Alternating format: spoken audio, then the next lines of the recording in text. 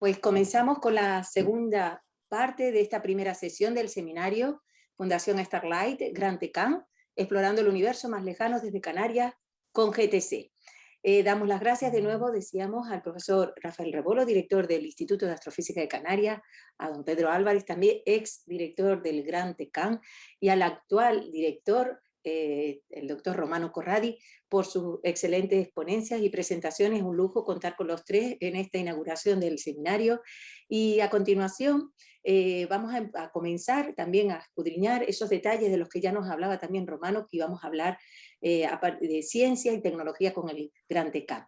A continuación vamos a tener una charla titulada Analizar la luz del cosmos con los instrumentos de Gran Tecán. Vamos a hablar de los instrumentos que se encuentran en este telescopio. Con nosotros va a empezar Nieves Castro Rodríguez. Nieves nació en Garafía, en la isla de La Palma. No puedo decir, ¿verdad, Nieves? Porque era jovencita, en el año 76. Jovencita, bueno. Estudió, sí que sí, porque si no los demás a ver cómo quedaban. Estudió ciencias físicas y la especialidad de astrofísica aquí en la Universidad de La Laguna en Tenerife y también en la Universidad de Basilea, en Suiza. Ella trabajó en el Instituto de Astrofísica de Canarias durante 16 años en grupos de investigación, tanto astrofísica como ingeniería, para satélites y para grandes telescopios terrestres. Su trabajo en investigación está orientado hacia la detección y estudio de las primeras galaxias que se formaron y su relación con el origen del universo, lo que llamamos el universo lejano, colaborando además con otros grupos relacionados con el universo local, como son, por ejemplo, la Vía Láctea o la estructura de galaxias cercanas, o bien evolución estelar y asteroides de nuestro sistema solar. Ya en los últimos años ya se ha ido especializando en las regiones infrarrojas del espectro electromagnético y en el desarrollo también de instrumentación dirigida a este rango de longitudes de onda. Actualmente tiene un contrato como astrónoma residente, astrónoma, perdón, te digo, soporte. Acabo de hacer un admitir y se me fue la palabra residente. Astrónoma de soporte en el mayor telescopio óptico infrarrojo, el GTC, situado en la isla de La Palma. Nieves, muchas gracias por aceptar compartir con nosotros tus conocimientos y tu experiencia. Eres bienvenida y cuando quieras puedes compartir pantalla si así lo deseas. Vale, muchas gracias a ustedes. Esta presentación la vamos a partir en dos, entre yo y Sergio Fernández, y nos vamos a repartir un poco los instrumentos porque el telescopio tiene bastantes instrumentos. Yo soy astrónoma de soporte, lo voy a presentar a Sergio, que es astrónomo e ingeniero. Y bueno, muchas de las primeras transparencias ya las ha comentado Romano, pero las voy a comentar un poco por arriba.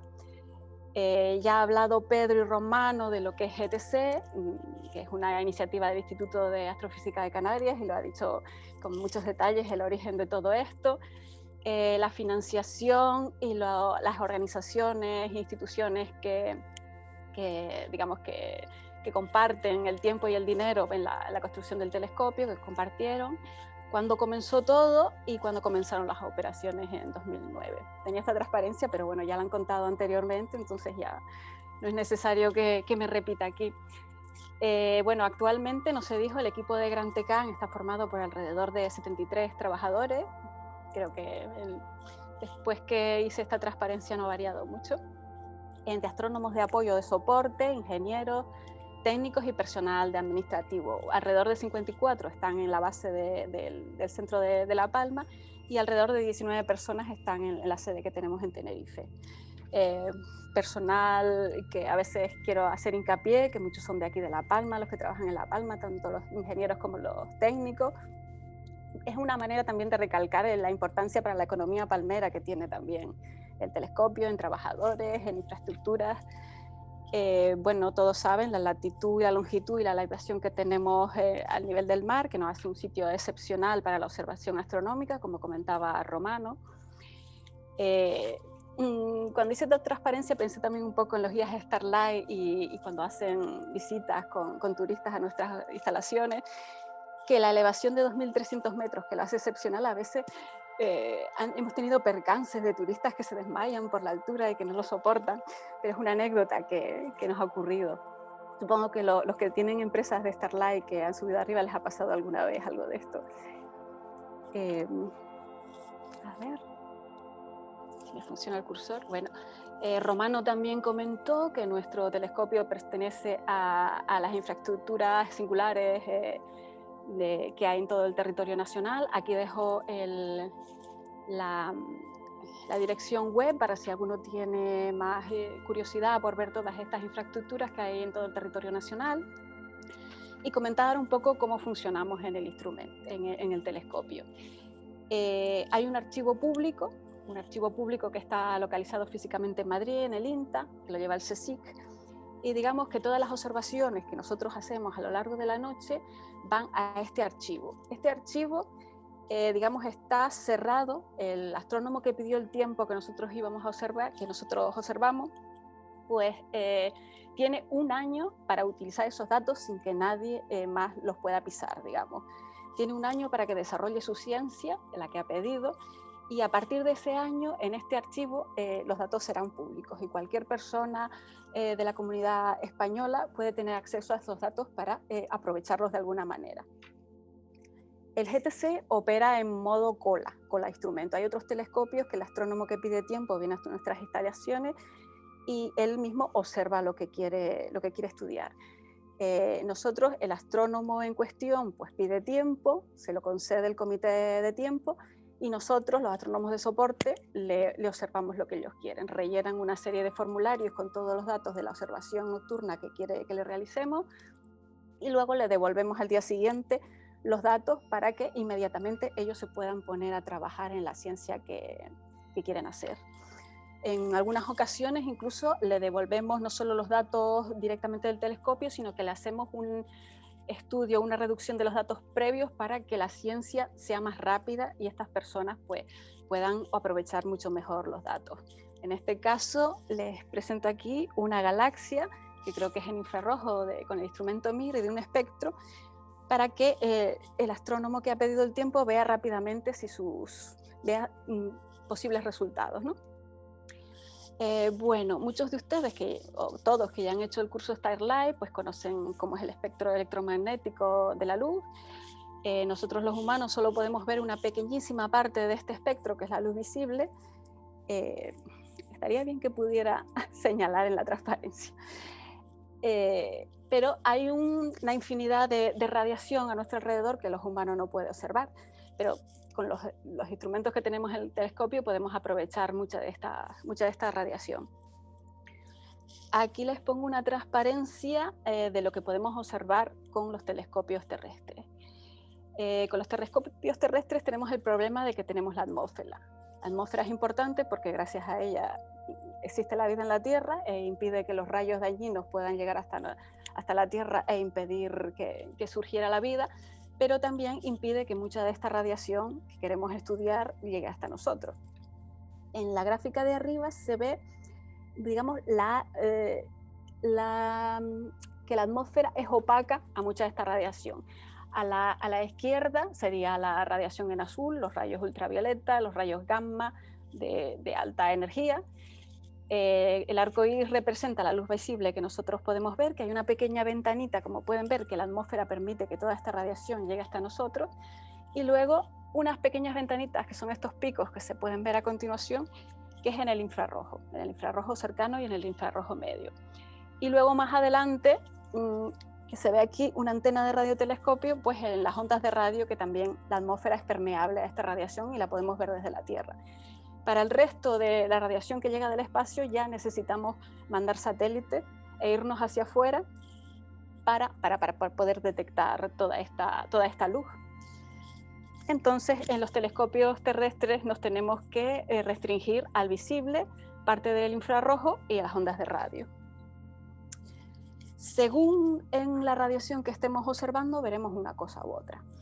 Si, por ejemplo, aquí pongo un ejemplo de lo que veríamos en luz visible, que sería la primera parte, la nebulosa de cabeza de caballo, que es súper conocida en divulgación y muy bonita, y lo que veríamos en radiación visible. Si ya nos desplazamos a la radiación infrarroja, que los humanos no pueden ver, que sería básicamente el calor, podemos ver que tras esa capa de nubes que vemos en el visible existe multitud de estrellas que podemos ver. Es como si tuviéramos una pared, pero con el infrarrojo podemos atravesar esa pared y ver lo que hay detrás, que con el ojo humano no seríamos capaces. Incluso si vamos más allá, al infrarrojo medio, ya tenemos otro tipo de información, como el brillo del polvo frío y otras características que ya mi compañero, cuando hable del infrarrojo, explicará con más detalle. Yo siempre suelo decir, sobre todo cuando voy a dar charlas a los niños, que el universo y la radiación es como una especie de puzzle. Tenemos muchos tipos de radiaciones y para conocer exactamente qué está sucediendo en los objetos que tenemos que observar necesitamos toda la información posible. No nos podemos quedar con el visible porque el resto de las longitudes de onda, el resto de la radiación que nosotros nos vemos, nos da otra información que hace que al final podamos reconstruir este puzzle y saber qué está sucediendo allí. Tenemos la suerte o la desgracia que los astrónomos, pues nuestro laboratorio es la luz que viene del espacio. No podemos, como otro tipo de científicos, digamos, siempre digo los geólogos que van y cogen las piedras, las llevan a su laboratorio. El científico biólogo marino, pues va, coge su lancha, va y tiene las muestras. Nosotros solo tenemos la luz que llega hasta nosotros y que tenemos que analizar con la instrumentación de la que disponemos. Y, digamos, necesitamos una gran variedad de instrumentación para poder reconstruir todo esto. En esta transparencia hago una especie de resumen de qué va a ir la charla. Esto otro era una especie de introducción sobre la luz. Pues bueno, la planificación y la localización de instrumentos, que es una cosa muy importante en Gran Tecán, para tener siempre, digamos, la mayor cantidad de instrumentos disponibles en cada momento. La separación entre instrumentos ópticos para detectar la luz visible, que es la luz de la radiación que ven los humanos, o tenemos otro tipo de instrumentos que son los instrumentos infrarrojos. Tenemos instrumentos que ya están, instrumentos que ya no están en el telescopio, pero que han tenido mucha importancia en los años anteriores, y proyectos futuros a breve en el futuro cercano y en el futuro lejano. Y finalmente daremos una especie de resumen de todo esto para quedarnos con las ideas básicas de toda la charla. Pues este de aquí sería el objeto de nuestra charla, el Gran Tecán sería la empresa, GTC al atardecer, cuando empieza todo para nosotros los astrónomos. Cuando se pone el sol es cuando nosotros empezamos a trabajar y hasta que sale el sol. Y aquí tenemos una visión del telescopio por dentro. Muchos de ustedes habrán tenido la suerte de subir antes de la pandemia, o los que son de aquí de La Palma, o que han tenido la suerte de visitar el telescopio, y más o menos lo conocen. Pero para las que no, pues ven el espejo primario en primer plano, el espejo secundario arriba del todo, del que hablaban los anteriores directores, Pedro, el espejo de berilio que tantos problemas dio, y digamos las dos plataformas NASMIT, que son las plataformas que están a ambos lados del telescopio, que es donde van a estar los instrumentos principales, que son los focos NASMIT. El anillo negro que está alrededor del espejo primario, que tiene unos pequeños orificios, ahí también van a ir introducidos distintos instrumentos que serán unos focos secundarios. Estos de aquí son los instrumentos que tenemos actualmente o los que vendrán en un futuro muy cercano. En azul tenemos los instrumentos en visible, Osiris, Hipercán y Megara, y en rojo naranjita tenemos los instrumentos en infrarrojo, EMIR, que actualmente está en el telescopio, y Mirada y Frida, que llegarán próximamente, y la óptica adaptativa, que está asociado a Frida, que también llegará a finales de este año y que Romano también la ha comentado en su presentación. Bueno, para hacer este puzzle del universo que decía antes, necesitamos que los instrumentos sean variados, digamos, tengan variedad a la hora de observar la radiación, que sean tanto visibles o infrarrojos cercanos, infrarrojos lejanos, para tener, digamos, esta composición final del universo, y también que tengan distintos modos de observación, porque queremos estudiar distintas cosas. Si tenemos varios instrumentos que hacen lo mismo, eso no nos sirve de nada. Necesitamos una gran variedad de instrumentos que al final hagan que se complementen unos a otros. Tenemos instrumentos que hacen imagen, como son Osiris y Mir. Otro tipo de modos de observación que son los filtros sintonizables, y que ya comentaré un poquito dentro de un momento, que fue digamos, un modo de observación pionero para Osiris, imagen muy rápida, con un instrumento que se llama HyperCam, de muy alta resolución, con el futuro instrumento chino que llegará en los próximos años, o espectroscopía, que es un modo de observación ya para, digamos, estudiar con más detalle el espectro electromagnético que viene de los objetos. Todo esto hace que tengamos instrumentos que sean complementarios unos a los otros y que hagan que el telescopio sea competitivo en todos los rangos del espectro y de la ciencia que se hace actualmente. Aquí tenemos un pequeño organigrama de la situación de los telescopios actualmente en cada uno de los focos del telescopio. Osiris estaba en uno de los focos principales, el Nasmyth B, pero a finales de este año lo vamos a cambiar al foco que está debajo del espejo primario, que es el foco Cassegrain. Y ese foco lo dejaremos libre para en el futuro poner otro instrumento que nos llega, en este caso será Frida con la óptica adaptativa, y así un poco vamos colocando los instrumentos en cada momento donde sean mejor operativamente y, digamos, tengamos la mayor cantidad de instrumentos operativos en una noche, porque en una noche el astrónomo que está arriba no solo observa en un instrumento. Puede que la primera parte de la noche observe invisible en Osiris y el resto de la noche tenga que observar en infrarrojo. Por eso necesitamos tener disponibles la mayor cantidad de instrumentos y que sea rápido cambiar de uno a otro. Esta transparencia ya la puso Romano, pero la voy a repetir, a ver si lo puedo activar. Qué paradoxo. Se ve el camino de la luz que llega del cielo que estamos observando, llega al espejo primario, rebota hasta el espejo secundario que está arriba, lo focaliza y lo mete dentro de esta torre negra, que es la torre de M3, el espejo terciario, que lo va a distribuir a los distintos focos donde están los distintos instrumentos. Depende del instrumento que estemos usando en ese momento, pues lo redirigiremos a un lugar o a otro. El telescopio en sí solo pues puede hacer imagen perfectamente, pero sin los instrumentos científicos de los que estamos hablando, pues no podríamos luego analizar todas estas imágenes y hacer la ciencia que cada astrónomo quiere hacer. Esta transparencia también la puso Romano, pero para dar una idea de la variedad de instrumentos que tenemos y cómo los vamos un poco reorganizando para tener esa disponibilidad. Osiris estaba en el foco el Nasmyth B, que es esta plataforma que está en la izquierda, pero ahora la vamos a cambiar al foco Cassegrain, que está abajo, y según vayan llegando instrumentos, pues necesitamos eso, ir un poco cambiando de sitio cada uno de ellos. Y voy a empezar ya por los instrumentos en sí, voy un poco rápido, pero son muchos instrumentos y si no, no me da tiempo. Voy a empezar por Osiris, que es el instrumento inicial que tuvo en el 2009 GTC cuando empezó a operar, el primero de todos, digamos el primogénito. Aquí tenemos una panorámica del instrumento dentro de esta carcasa azul, situado en el foco Nasmyth B del telescopio, en la plataforma. Y bueno, voy a hablar un poquito de sus características. Es un instrumento de uso común desde 2009 en la plataforma Nasmyth. Tiene estas características que podemos ver en la tabla, en un rango espectral entre 0.3 y 1 micra, que sería el rango, básicamente el rango del visible. Está compuesto por 2 detectores CCD, como los que llevan las cámaras, para un poco hablar de forma divulgativa. Con una escala de placa de 0.12 arcosegundos por píxel, aunque suele trabajar normalmente en un modo que es el binning, que hace que la escala de placa sea de 0.25 arcosegundos por píxel. Los arcosegundos que comentaba antes Romano, pues en cada píxel tendríamos 0.25 arcosegundos para ver el cielo.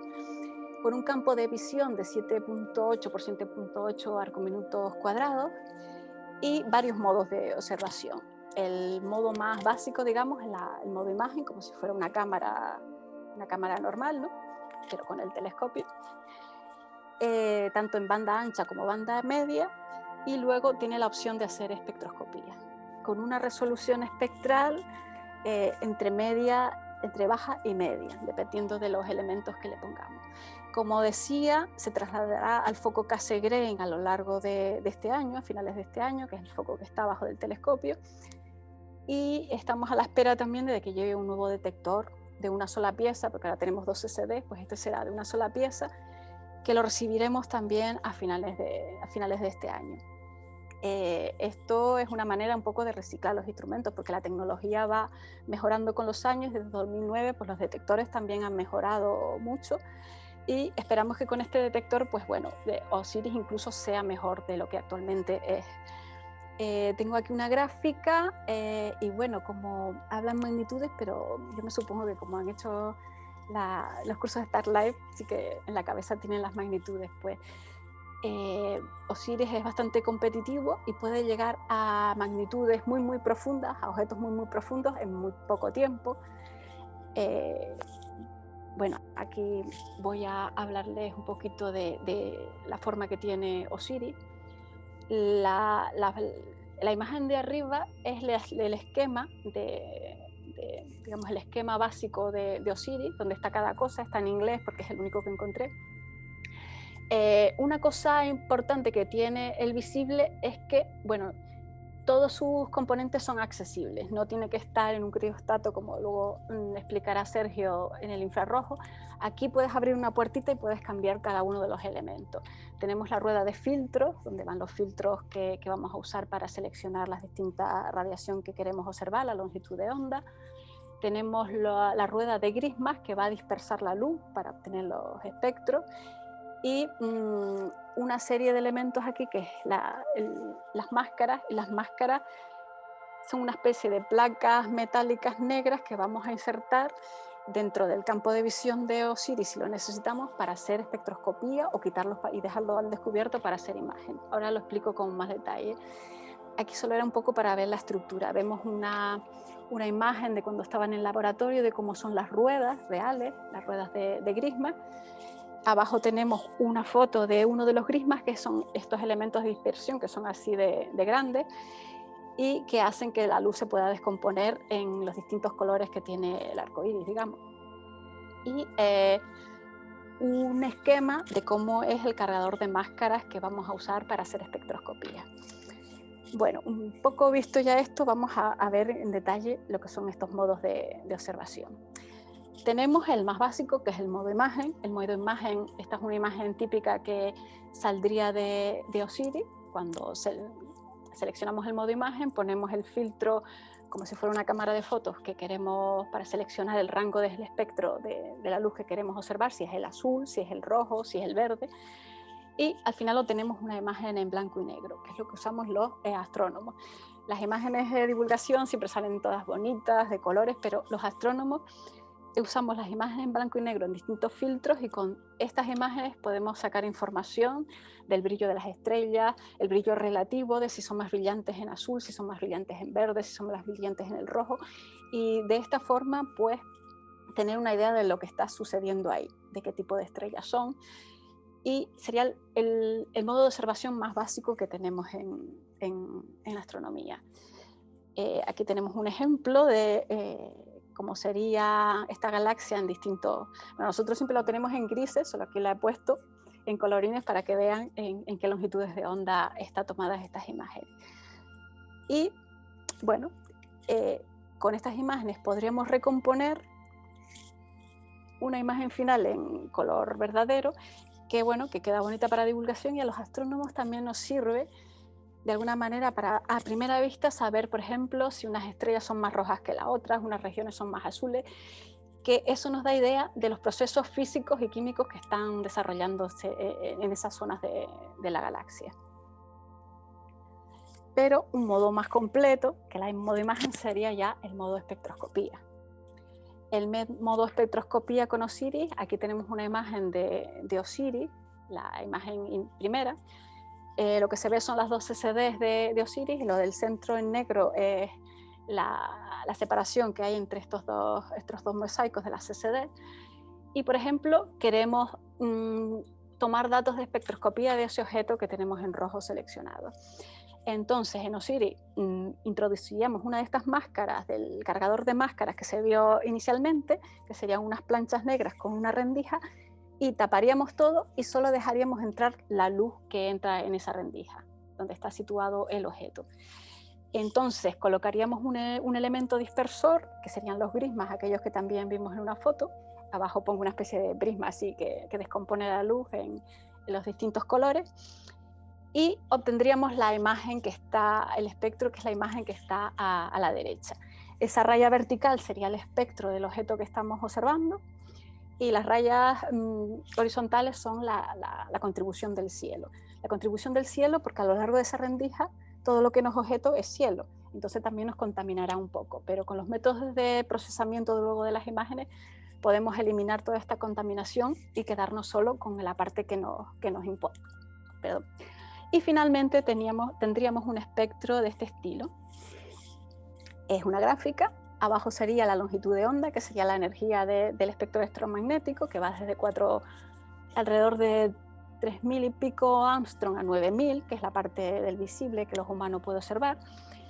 Y todas estas líneas en rojo que se ven serían emisiones de este objeto, emisiones de la composición química que hay en ese objeto. Exactamente es una galaxia Lyman Alpha, lo veo por aquí, no sé a qué resistirá, eso no lo mira, pero una galaxia lejana que está emitiendo en esos picos que vemos ahí. Según cada pico, pues el astrónomo va a saber si ese pico está siendo emitido por carbono, por hidrógeno, por silicio o por lo que quiera que está compuesta esta galaxia. Este espectro no solo nos dice eso, nos dice también si esa galaxia se está alejando de nosotros, si se está acercando, y bueno, nos da mucha más información de lo que parece a simple vista esta serie de rayitas. Pero bueno, la parte científica ya la comentarán mis compañeros en la charla posterior, o sea que aquí no me quiero yo meter. Tenemos otro modo de observación con Osiris, que es el modo MOS o multiobjeto. En el caso anterior solo podíamos poner una rendijita en uno de los objetos del campo y el resto del campo lo desperdiciábamos de alguna manera, ¿no? Pues tenemos otro modo de observación que es el multiobjeto. El astrónomo que pide tiempo nos dice que en su campo quiere observar distintos objetos a la vez para no perder tiempo.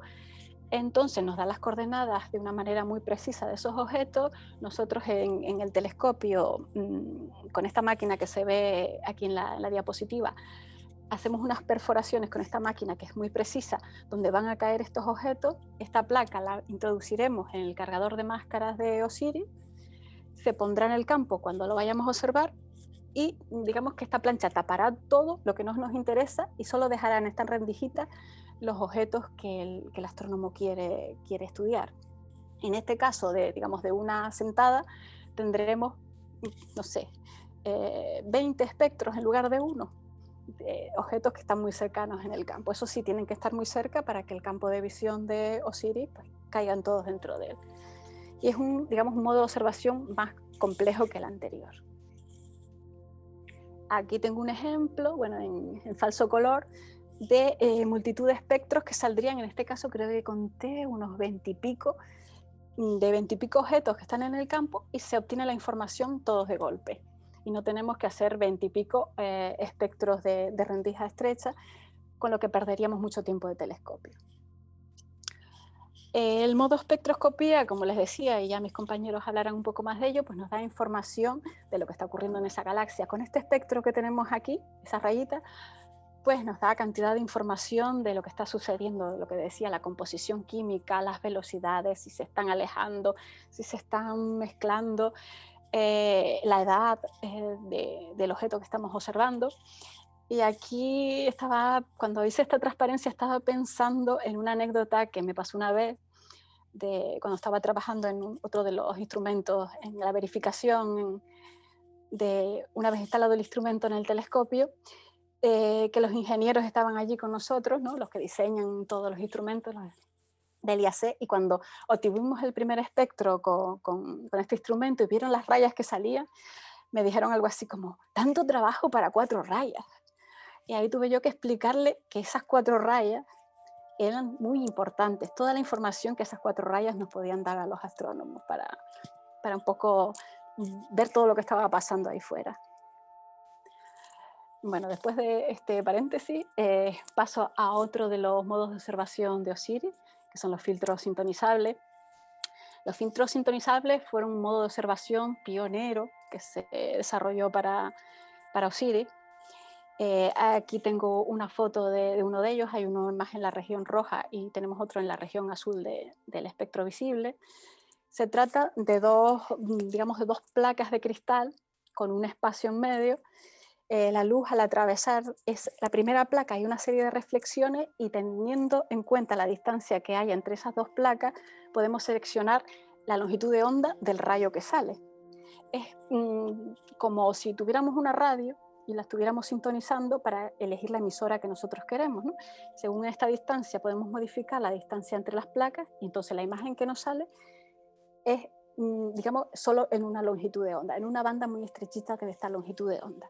Y de esta manera podemos tener un espectro, de alguna manera, en 2 dimensiones. Antes solo podíamos hacer el espectro de cada uno de los objetos y teníamos esta gráfica final. Pues aquí seleccionamos solo, por ejemplo, solo queremos observar lo que contribuye la línea del hidrógeno. Y entonces solo tenemos la imagen de lo que emita en esa línea de hidrógeno en particular. Y de alguna manera tenemos un espectro pequeñito. Bueno, aquí paro con OSIRIS porque podría estar hablando de cada instrumento mucho tiempo, pero no tenemos tiempo. Y voy a hablar del siguiente instrumento. El siguiente instrumento es Horus.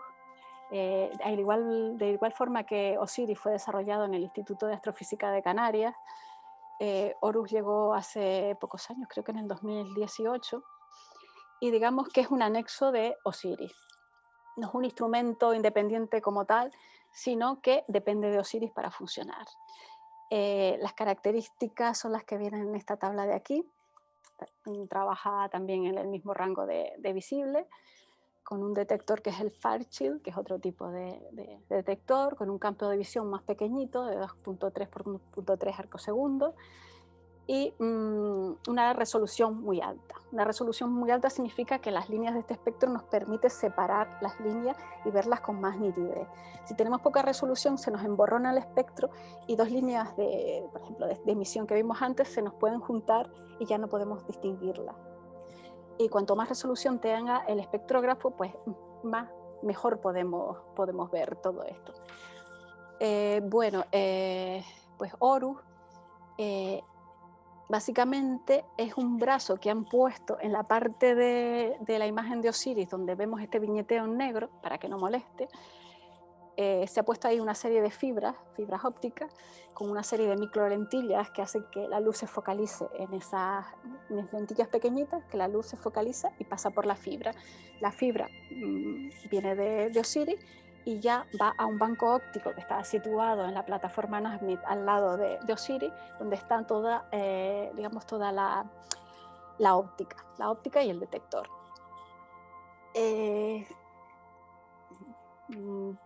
Vale, esto de aquí. Esta es la verdad que Horus, en el último año ha dado muy buenos resultados, sobre todo por eso, porque tiene una muy alta resolución y cosas que antes no se podían observar con OSIRIS, con Horus la podemos ver con muy alta resolución. Aquí tenemos varios espectros y los comparamos con otros instrumentos que hay en el VLT, por ejemplo, el X-Shooter o el VES, y vemos que Horus pues, no tiene nada que envidiarle a estos instrumentos. Y aquí incluso, con lo que decía antes, comparándolo con OSIRIS, es una pena que no pueda señalar aquí, en la imagen de la derecha arriba, vemos que es el mismo espectro en OSIRIS y en Horus, vemos que podemos separar estas líneas que con OSIRIS no podemos, porque tienen muy baja resolución. Horus, bueno, cuando Osiris lo cambiemos al foco Cassegrain, que está situado debajo del espejo primario, pues tiene dos destinos posibles. O uno, o quitarlo, porque va a estar, digamos, colgado y la operación va a ser más complicada, o en el IAC se está diseñando un sistema para intentar reciclarlo de alguna manera y que cuando cambiemos Osiris pueda seguir siendo operativo este instrumento. Y los ingenieros del IAC en este momento están haciendo una serie de diseños para intentar mantener Horus y que en el futuro lo podamos seguir utilizando, porque en vista de los buenos resultados que ha tenido hasta ahora. Otro de los instrumentos que puse aquí seguido de Osiris, porque de alguna manera está asociado a Osiris, es Mat. Todos los instrumentos nuevos asociados a Osiris tienen nombres de dioses egipcios, para seguir un poco el hilo. Mat está desarrollado por el IAA, el Instituto de Astronomía de Andalucía, en colaboración con el IAC y Gran Tecán. Y bueno, aquí les voy a poner un vídeo un poco para ejemplificar, a ver si se puede, de qué va. No sé si se... Espera, oigo la música, pero así. De cómo va a ser, pues Osiris se va a colocar en este foco que ven aquí, el foco Cassegrain, y ahí irá Mat introducido como si fuera una máscara más dentro de, iría dentro de Osiris, en el cargador de máscaras. Está diseñado para que quepa perfectamente donde más las máscaras de espectroscopía de Osiris y se puede usar en cualquier momento. La idea de MAT sería hacer espectroscopía de 2 dimensiones, que en un campo podamos tener la información de la espectroscopía en cualquier longitud de onda de todos los objetos que hay en ese campo. Aquí se ve en el vídeo la reconstrucción, lo que tendríamos finalmente, que tendríamos después de tomar las imágenes y hacer la reconstrucción, tendríamos una especie de cubo de datos en que cada una de estas rebanaditas sería a una longitud de onda, pero tenemos todos los objetos que hay en el campo. Y si hacemos un corte en esta dirección, como se ve en el vídeo, pues tenemos el espectro de todos, absolutamente todos los objetos que están en el campo, que sería, digamos, la evolución de lo que conté anteriormente.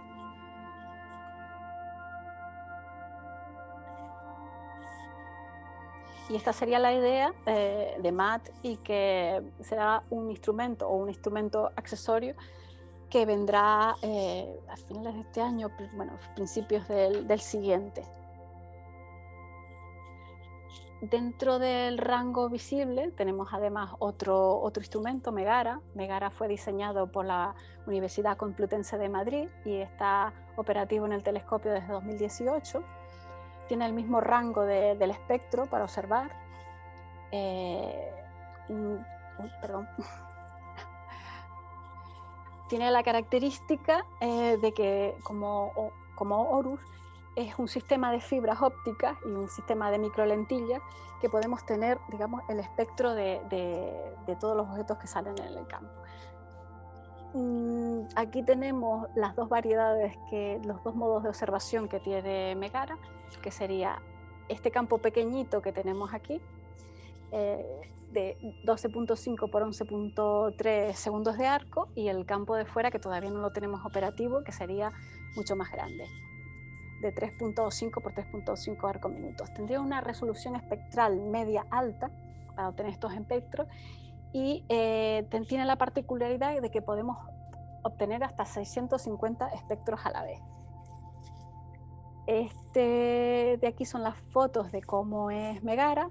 Megara, la parte negra que pone AVS, no sé si la pueden ver, está colocada en uno de los focos secundarios del telescopio, en este anillo negro que veíamos en la imagen de GTC inicial, y luego una serie de fibras que bajan y van a un banco óptico donde está toda la óptica, que está situado en uno de los focos principales, en las plataformas que son más estables. Digamos, instrumento tiene una óptica muy delicada y por eso no puede estar colgado como las fibras en el anillo negro, tiene que estar en una superficie muy estable. Cada uno de estos elementos que se ve en la imagen de colores dentro del instrumento, el instrumento va cerrado, pero aquí tiene las tapas abiertas para poderlo ver, cada uno de estos elementos que van a dispersar la luz en las distintas longitudes de onda, pues son muy delicados y muy pesados. Los de alta resolución pueden llegar a pesar unos 33 kilos y entonces no los podemos manipular de cualquier manera. Por ejemplo, en Osiris, cuando queremos cambiar uno de estos elementos dispersores, simplemente abrimos una puerta con todas las medidas de seguridad, de mascarilla, guantes para no ensuciar, y los cambiamos fácilmente.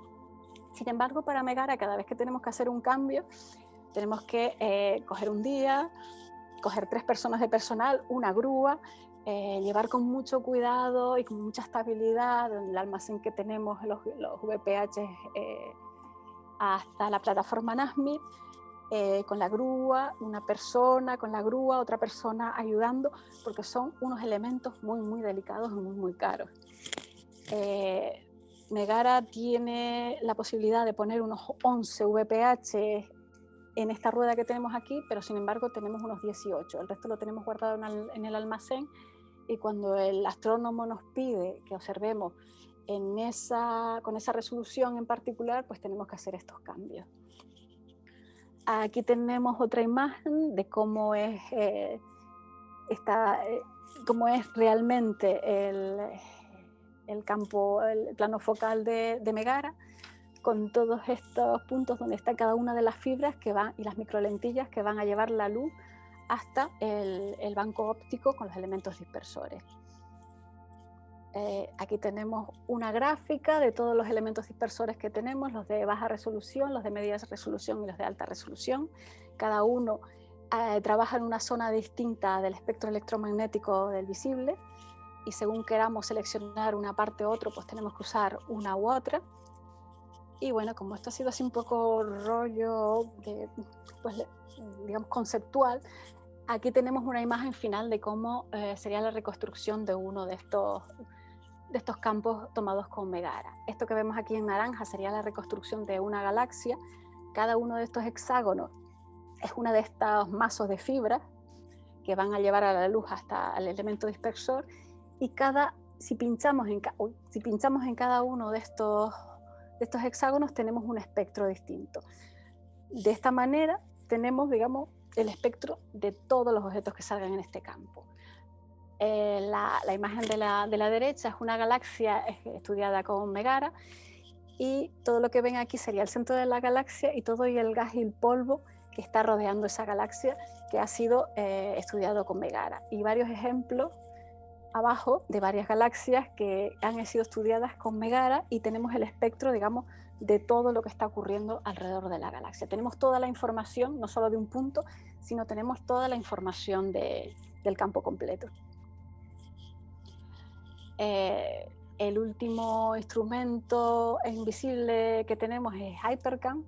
HyperCam no fue desarrollado aquí, sino en la Universidad de Sheffield, por Vic Dillon, que pertenece a la Universidad de Sheffield en Inglaterra, pero también es investigador afiliado al IAC. Es una cámara de muy alta resolución, solo imagen, y muy rápida. Lo que decía en su transparencia Romano de aquella gráfica que ponía de tomar imágenes muy, muy rápido, pues aquí tenemos HyperCam. HyperCam es capaz de tomar una imagen cada milisegundo. Cada milisegundo podemos tomar una imagen e ir mapeando cómo va variando la fuente que estamos observando, por ejemplo. Tiene una escala de placa muy pequeñita, de 0.08 arcosegundos por píxel. Eso hace que tengamos una muy buena resolución, que podamos separar los objetos que están muy, muy cerca por estas CCDs que tienen muy, muy alta resolución. Y tenemos la particularidad de que podemos observar 5 filtros a la vez. En la imagen podemos ver a HyperCam situada en uno de estos focos del anillo negro que se veía inicialmente. El diseño óptico lo podemos ver en la imagen superior derecha. Entra la luz por el plano focal, pasa por una serie de colimadores, hay una serie de espejos que van a ir desviando la luz. En astrofísica siempre jugamos con la luz, con los espejos y las lentes para llevar la luz a donde nosotros queremos. Pues la luz llega de ese objeto que estamos observando y por los espejos la va a dividir y la va a enviar a las 5 CCDs distintas que tenemos. En el filtro U, en el filtro verde, G, en el R rojo, en el I y en el Z, el más rojo todavía. Y entonces pues tenemos con una sola observación, tenemos 5 filtros de una sola sentada. Bueno, y que alcanzamos una magnitud de 23, que es muy profundo, imágenes muy profundas, en un segundo de exposición. Esto hace que esta cámara fue un instrumento visitante, de los instrumentos que solo vienen y están una temporada limitada en el observatorio, pero ha tenido tal éxito por todas sus particularidades, no solo la rapidez, sino también lo de tener 5 filtros a la vez en muy poco tiempo, la escala de placa, que es muy pequeña, ha hecho que se puedan tomar imágenes muy profundas de muchas regiones del cielo, como las que vemos aquí. Y, por ejemplo, y la rapidez. Aquí tenemos un ejemplo de un objeto que es un pulsar, un objeto que está girando muy rápidamente, y el periodo de este pulsar es de unos milisegundos. Pues aquí tenemos las gráficas en los cinco filtros distintos, tomadas con Hypercam, y vemos el mapeado de puntos de la rapidez de toma de imágenes que tenemos con esta cámara, comparada, por ejemplo, con el del Gemini, que está en Hawái, donde podemos ver que, bueno, que aquí tenemos unos puntitos, pero hay muchos huecos porque no alcanza la rapidez que tenemos nosotros. Nosotros no tenemos prácticamente hueco ninguno, y entonces podemos ver cómo va evolucionando la curva de luz de este objeto sin tener esos huecos de oscuridad. Un problema que tiene esta rapidez de la imagen, pues que tomamos muchas imágenes. Se puede llegar a 20 megas en un segundo de disco. En una noche podemos tener 700 y pico gigas, y en una semana de observación podemos llenar perfectamente o superar un disco de 2 teras, ¿no? Pero ha hecho que esta cámara como decía, haya tenido tanto éxito, que ha pasado de ser un instrumento visitante a que, digamos, de alguna manera hayamos hecho un contrato fijo y se vaya a quedar con nosotros en 2022. Entonces los ingenieros, tanto ingleses como de aquí de Gran Tecán, están diseñando una nueva interfase para que este instrumento ya se quede, digamos, con nosotros, y lo pongamos aquí en uno de los focos del anillo negro, para que se me entienda, que iría localizado al lado de Megara. Y entonces, pues a partir de 2022 ya vamos a disponer de este instrumento, ya, digamos, para siempre, para la comunidad científica española. Y perdón por el rollo, pero digamos que quería comentar muy rápido todos los instrumentos visibles que tenemos y no había tiempo. Nieves, muchísimas gracias. La verdad que es fantástica. Es imposible, además, concentrar en menos tiempo tanta información, que estoy segura que todos recibirán muy bien y lo irán asimilando. Fantástico, o sea, la exposición. Y cualquier pregunta, o me escriben si no se puede ser aquí, para cualquier duda, porque esto ha sido muy rápido. No, muchísimas gracias, porque nos has puesto el escenario, ¿no? Que es lo que hace falta, y yo creo que sobre todo lo importante a veces cuando se enseña y se muestra es provocar ese interés por seguir profundizando y por seguir también explorando. Así que muchas gracias, Nieve, te están dando las gracias, como verás todo. Si te parece, bueno, si alguien quiere hacer una pregunta, porque vamos un poquito mal de tiempo, porque vamos acumulando, pero no es culpa de nadie, sino aquí bueno, es que lógico, estamos disfrutando, pero si les parece, hacemos una pregunta, luego Nieve, si ves alguna y puedes quedarte y en el chat puedes ir respondiendo, se te va a agradecer. Y a ver, aquí están preguntando, bueno, a ver, va muy rápido, te preguntan a veces por la técnica de GTC-HRS, si puedes explicar un poquito en qué se basa esa técnica. Creo que has contado un poco, pero si quieres contar algo más, te pregunta Adrián. ¿Cuál? Pero que no te ve bien. Bueno, aquí te están preguntando, a ver, dice GTC, HRS, antes contabas también cómo funciona, ¿no? Cuando es con el de alta resolución alta resolución. no lo conté solo en Horus. El HRC todavía, de los chinos, todavía no lo tenemos. Vale. Bueno. Pero sí, bueno, para alta resolución pues tenemos que tener el elemento dispersor, que es el Grisma o el VPH, pues que separe la luz, digamos, que la separe mejor, no sé cómo explicarse. Sí. Que la separe mejor y podamos entonces separar cada una de las líneas del espectro, que si tenemos poca resolución las vamos a tener juntas. Pero si tenemos, es como lo que explicaba antes Romano, de ver dos objetos juntos, separados, o emborronados. Cuanto mejor sea la calidad de toda la óptica que tenemos, pues podemos, digamos, separar las líneas y ver si se trata de una sola línea de emisión o son dos líneas juntas que teníamos baja resolución y no las podíamos ver hasta tener este instrumento. Muchas gracias. Nieve, otra pregunta que hacen muchas veces cuando llegan al telescopio y lo pregunta, ¿cómo se limpia el telescopio? O sea, eso básicamente de cómo limpia los espejos. Y también aquí ahora te preguntaban, eso te lo pregunto yo para que lo cuentes, ¿no? Un poquito, muy brevemente. Has hablado también de, aquí te preguntan que al cambiar de instrumento, o sea, que no es tan sencillo. Te están preguntando si al pasar de Osiris visible a infrarrojo, si no es complicado el enfoque, cómo se resuelve. Quizás puedas decir en unos poquito tiempo cómo se hace ese cambio de instrumento y cómo se programa. Bueno, el cambio de instrumento, como se vio en aquel esquema, pues la luz pasa y el espejo de en medio es el que va cambiando la luz para seleccionar el instrumento al que la va a lanzar, ¿no? Esto, bueno, nos tarda, si queremos cambiar de instrumento, son como unos 10 minutos para que el operador del telescopio, que es el que se encarga de todo esto, pueda cambiar esta torre, cambiar la luz de dirección para que llegue al instrumento que nosotros queremos y, digamos, también calibre todo para que esté todo operativo para ese instrumento, porque el telescopio tiene pequeños cambios según sea infrarrojo, sea visible, hay que poner unos baffles para evitar la contaminación, por ejemplo, en el infrarrojo, y eso todo lo hace el operador del telescopio y tardamos más o menos unos 10 minutos de cambiar de uno a otro. Muchísimas gracias, Nieve.